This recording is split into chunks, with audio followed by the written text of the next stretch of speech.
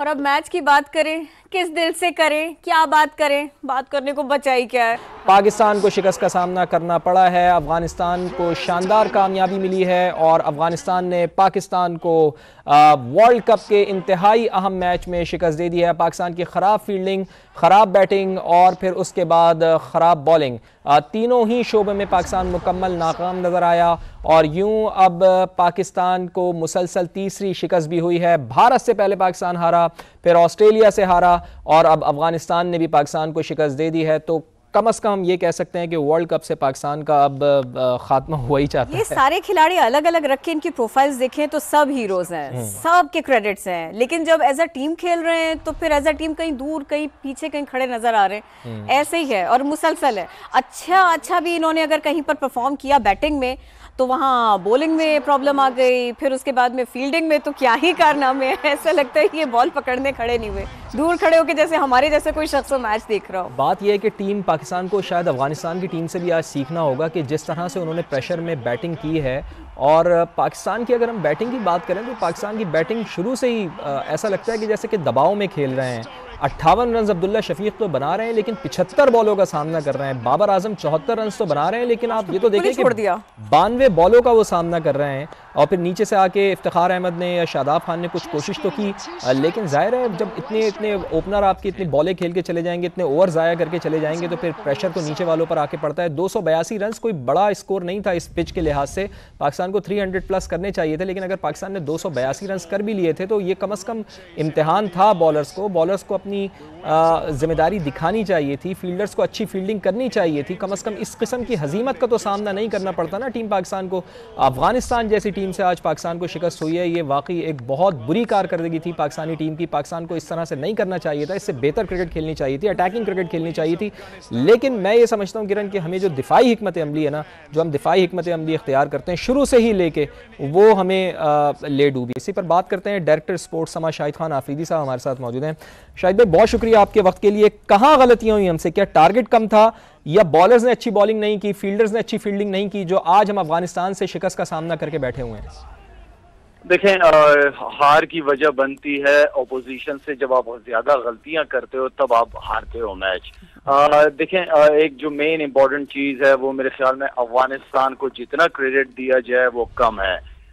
एक प्रोफेशनल तरीके से क्रिकेट खेलें, उनके बैट्समैनों को देखें। 283, 84 का टारगेट जो है वो सिर्फ 2 विकेटों पे इन्होंने पूरा किया है, तो इसका मतलब है कि बहुत ही सेंसिबल क्रिकेट खेले हैं और जिम्मेदारी के साथ खेलें, सिचुएशन को देख के खेलें। तो मेरे ख्याल में ये डिजर्व करते हैं। अगर जहां तक पाकिस्तान की बैटिंग का ताल्लुक है, पाकिस्तान ने अच्छा टोटल लगाया था, लेकिन बॉलर्स खासतौर पे जो मैं समझता हूँ कि स्पिनर्स का रोल हमेशा बहुत इंपॉर्टेंट रहता है। मैंने किसी स्पिनर को नहीं देखा मैच के बीच में कि 2 या 3 बॉलें किसी एक जगह पे उन्होंने की हो। आई डोंट नो कि बैट्समैन कोई एक्सपेरिमेंट नहीं कर रहा, बैट्समैन कोई चांस नहीं ले रहा, तो बॉलर अपनी लाइन और लेंथ क्यों चेंज कर रहा है या क्यों कंसिस्टेंट एक जगह पे बॉल नहीं कर रहा? तो आई थिंक ये वो सारी गलतियां थी, सारी वजूहत थी जिसकी वजह से हारे मैच हम। ठीक है शाहिद भाई, साथ ही रहिएगा। मुश्ताक अहमद साबिक टेस्ट क्रिकेटर, वो भी हमारे साथ मौजूद है। मुशी भाई, आपका भी बहुत शुक्रिया वक्त देने के लिए।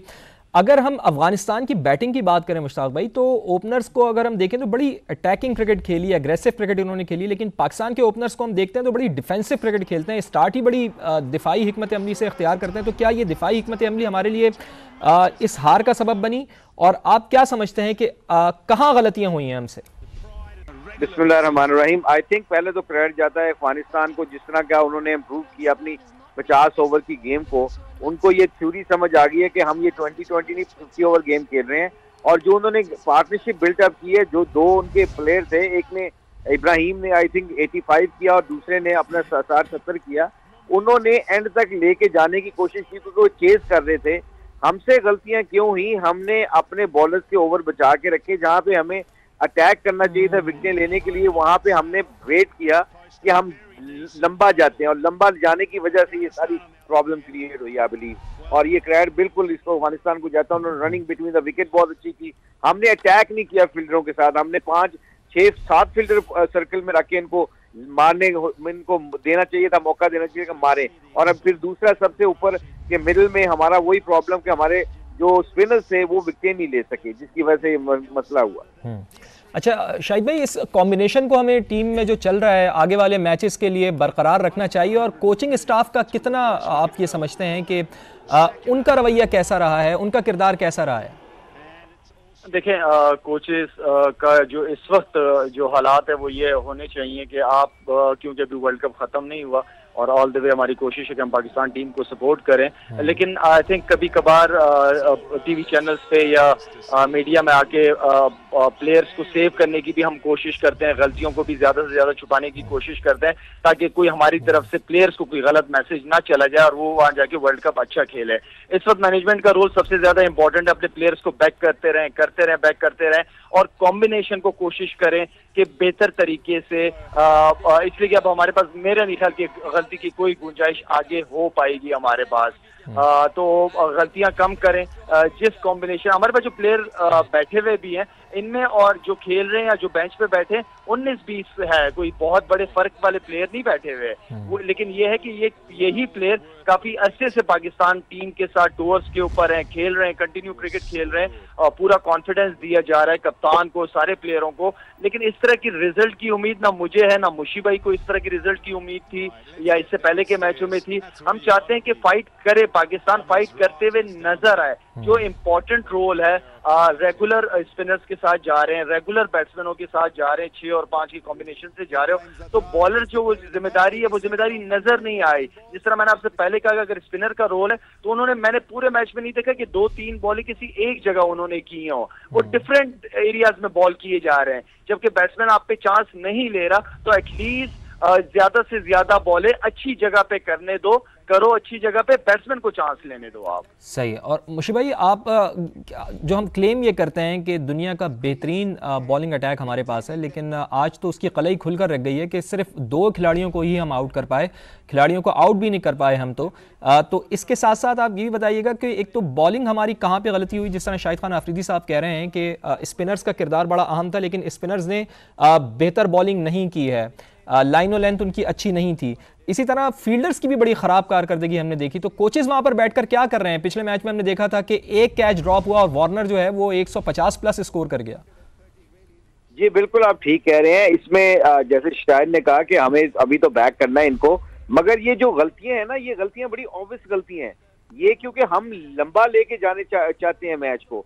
जब आपकी पार्टनरशिप लगती है ऑपोजिशन की, तो आपने अपने बेस्ट बॉलर के ओवर चाहे खत्म होने दें, आप विकेटें लेने की कोशिश करें। जब आप ये कहेंगे ये गलती करेंगे, ये कोई 1-2 विकेटें इनकी गिर जाएगी तो हम मैच में वापस आ जाएंगे, ऐसा नहीं होता, क्योंकि लोग अब स्मार्ट क्रिकेट खेलने लग गए हैं। अब हमने क्या किया, हमने कोई अटैक ही नहीं किया उनके ऊपर, फील्डरों को अंदर लेके आराम से उनको सिंगलें मिलती रही थी, 5 ओवर जा रहे थे, 1 आध ओवर में उसको चौका मिल जाता था, वो इसकी वजह से उनके ऊपर प्रेशर बिल्डअप नहीं हो रहा था।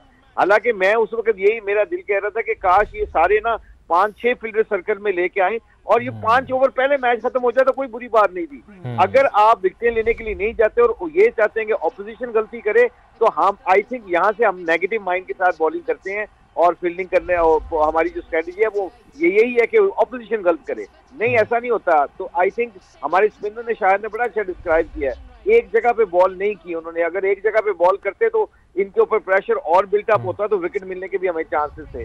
जैसे उनके नूर अहमद आज पहला मैच खेला वर्ल्ड कप का, उसने 3 विकेटें ली, उसने सिर्फ अपनी बॉलिंग एक एरिया में फेंकता रहा, जिसकी वजह से उसको विकेटें मिली।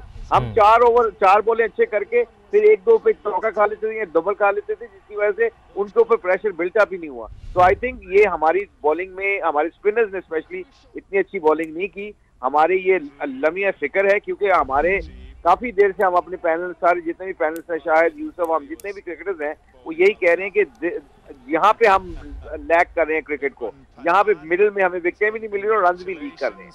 शाहिद अफरीदी साहब, आप बताइए, ये एक आर्गुमेंट आता जा रहा है टीम पाकिस्तान के ऊपर कि शायद अंदर बैठकर एक प्लान बनाते हैं, फील्ड में जाके उस प्लान के ऊपर ही अमल करते रहते हैं, वक्त के फैसले नहीं करते। पहली चीज ये, दूसरी ये कि अब आगे के लिए क्या करें, क्या स्ट्रैटेजी बनाए, क्या हिकमत अमली बनाए? देखें, प्लान्स बनते हैं ड्रेसिंग रूम के अंदर, मैनेजमेंट में, सीनियर प्लेयर्स, कप्तानी के आपस में प्लान्स बिल्कुल बनते हैं, लेकिन प्लान्स को एग्जीक्यूट किसने करना होता है? क्रिकेटर्स ने करना होता है ना, जो अंदर खेल रहे होते हैं। तो वो सब एग्जीक्यूशन बहुत ज्यादा इंपॉर्टेंट है। बाकी ये बैठी है, पूरी मैनेजमेंट बैठी है वहां पे, कप्तान उनके साथ है। आज के मैच के बाद आई नो कि थोड़ा सा और ज्यादा इनको जो अपनी एफर्ट है वो 120-130% देनी पड़ेंगी। आगे मैचेस बड़े मैचेस हैं और अच्छी टीमों के खिलाफ मैचेस हैं, और इस मैच के हारने से आपका मोराल बहुत गिरा है, आपका कॉन्फिडेंस लेवल बहुत गिरेगा।